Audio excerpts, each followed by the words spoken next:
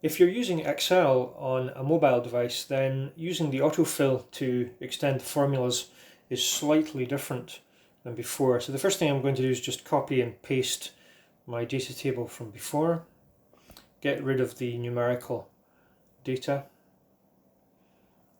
in there, and then recreate the formula, which is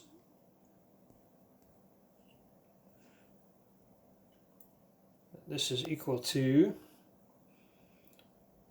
C6 minus D2. Accept that formula. Now obviously I need to put dollar signs in front of the D and in front of the 2 in order to make sure that the formula extends properly.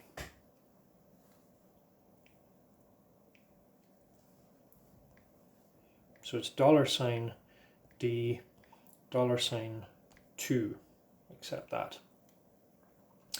Now I want to fill my formula. So the easy way to do that is to just click on fill. That gives you the fill handles, which can extend up to the left or down to the right.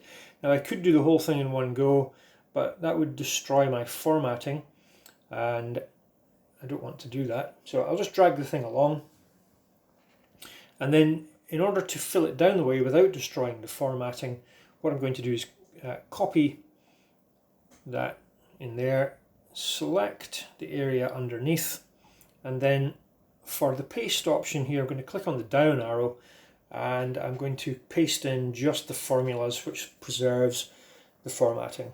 And that pretty much brings us to the same place as the recording I did on desktop Excel.